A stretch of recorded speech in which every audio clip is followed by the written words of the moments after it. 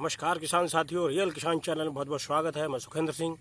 तो किसान साथियों, आज का जो विषय है वो ये है कि हमें मुख्यतः जो सब्जी वर्गीय किसान साथी फसल करते हैं, आज का विषय उनके लिए बहुत महत्वपूर्ण है। अब आप सबसे पहले तो ये देखेंगे कि मैं बैठा कहाँ पे हूँ। तो ये जो मैंने मल्टी लेयर फार्मिंग का जो सेटअप डाला है वो आप देख रहे होंगे।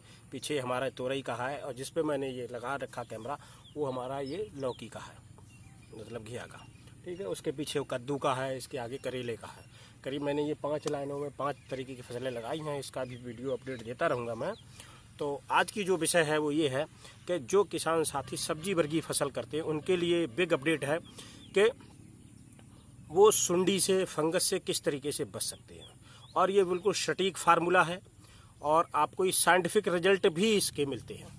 अगर आप सर्च करोगे तो इसके साइंटिफिक रीजन भी हैं कि इससे ठीक होता है। तो वो क्या है, जैसे हमारे सब्जी वर्गीय फसल में सबसे ज़्यादा जो प्रॉब्लम आती है वो फंगस की आती है और फंगस के बाद आती है इल्ली की, मतलब सुंडी की।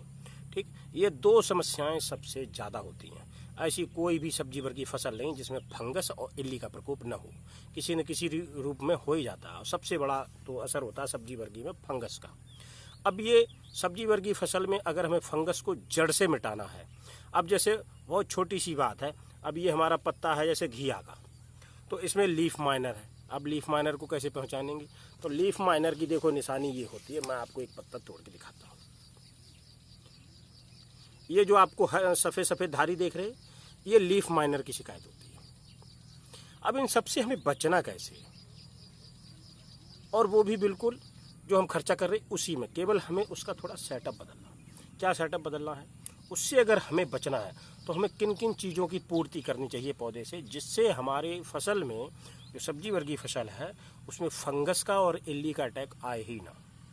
तो उस बहुत बढ़िया सटीक उपचार है उसका। बस आपको एक ही काम करना है कि सबसे पहले जो सूक्ष्म पोषक तत्व आते हैं उसमें सबसे पहले एक सूक्ष्म पोषक तत्व होता है सल्फर का।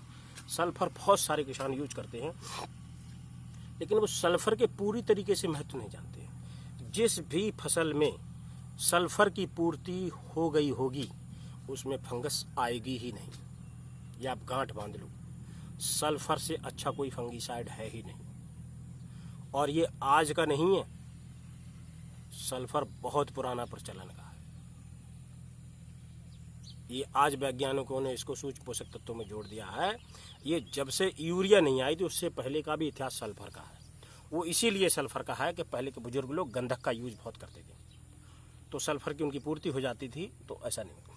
अब हमें क्या करना, अगर हम सल्फर की पूरी मात्रा सब्जी में देते रहेंगे, और किसान साथी ज़्यादातर करते क्या हैं, वो मिक्सर का माइक्रोन्यूट्रन देते रहते हैं कि इसमें इतना परसेंट, इतने परसेंट, लेकिन होता नहीं। कंपनियां सब लूटने पे लगी हैं। पहले सब पेस्टिसाइड बेच रही हैं, जब बायो पे आ गई हैं, तत्कालीन रिजल्ट देने लगी हैं। ये आप गांठ बांध लो, जैविक की तुरंत रिजल्ट नहीं देती है। हाँ, हमने जो फसल लगाई है, रोपाई की है, उसके 10-12 दिन में रिजल्ट उसका आना चालू हो जाएगा। लेकिन जो केमिकल का रिजल्ट है वो आज डाला कल से उसका रिजल्ट चालू हो जाता है। ऐसा अगर कोई भी बायो प्रोडक्ट काम कर रहा है कि आज आपने डाला कल से रिजल्ट चालू हो गया, तो आप गांठ बांधे लेना, वो बायो का हो ही नहीं सकता। क्योंकि कोई भी प्रोडक्ट बायो का होगा वो कम से कम 8-10 दिन लगाएगा अपने रिजल्ट को लाने में, तब जाके चाहे कोई फंगीसाइड हो चाहे इंसेक्टिसाइड हो। इंसेक्टिसाइड भी जो बेवरिया बेचाना और मेटारिजियम होते हैं, इनको भी 3 दिन लगते हैं कम से कम कार्य करने में, उसके बाद इनका रिजल्ट आता है। अगर ये तच्छर डालते ही मार दे, समझ लो वो लोकल है, वो बायो का नामो निशान नहीं। उसमें पेस्टिसाइड मिला के बायो के नाम पे बिक रहा है। क्योंकि अपने यहाँ ऐसी कोई गवर्नमेंट का रूल तो है नहीं किसी को फांसी सजा लग जाए। फॉर्जरी करो, थोड़ा सा मुचलका दो, छूट के घर आ जाओ। तो आपको किन किन चीज़ों की, वीडियो लंबा हो जाएगा इन चीज़ों से, तो किन किन चीज़ों की आपकी पूर्ति करनी है ये आप गांठ बांध लो। सबसे पहले आपको सल्फर 15 दिन में यूज करनी है, और उसी के साथ आपको क्या यूज करना है, सल्फर हो गया पहला, दूसरा हो गया आयरन, दूसरा आयरन, तीसरा कैल्शियम। अगर आप सल्फर, आयरन और कैल्शियम, सल्फर की पूर्ति करोगे फंगस आएगी ही नहीं। कैल्शियम और आयरन की अगर आप पूर्ति कर देते हो पौधे पे, तो कैल्शियम आयरन की पूर्ति से, और जिसको हम सबसे निगलेक्ट करते हैं इस चीज़ को, हम कैल्शियम आयरन तो बहुत कम देते हैं, चलो कैल्शियम किसी ने दे भी दिया तो आयरन तो बहुत कम देते हैं, लेकिन हमें कैल्शियम आयरन भरपूर मात्रा में देना है तो आपको ये इल्ली की और फंगस की इसकी शिकायत आएगी ही नहीं। तो ये आप गांठ बांध लो। और किसी साथी को अगर भरोसा ना हो तो एक बार इसको यूज करके देख लो। हर 15 दिन में इसको चाहे स्प्रे के रूप में चलाएं, चाहे सिंचाई के साथ चलाएं, मतलब पौधे में कैल्शियम, सल्फर और आयरन 3 की पूर्ति करनी है। आपको ये 3 समस्याओं से निजात मिल जाएगा, पौधे में पूर्ति हो जाएगी। जैसे ही सुंडी बैठेगी इस पे पत्ते पे और इसको कैल्शियम और आयरन मिल जाएगा तो सुंडी का पेट फट जाएगा, आंत फट जाएगी उसकी, वो कार्य ही प्रणाली नहीं कर पाएगी, ना ही अपना अंडकोश बना पाएगी। क्यों? स्टार्ट होने से पहले जैसे ही उसने अपनी खुराक बनाई और खुराक बनाते ही उसका एंड हो गया। कैल्शियम आयरन ये काम करते हैं। इसी तरीके से फंगस का, जो फंगस का वायरस होता है उसकी वो पेट फाड़ देता, वो सल्फर उसको होने ही नहीं देता। जैसे ही जाके खाना शुरू किया और उसने उसका विस्फोट कर दिया, उसको मार देता है।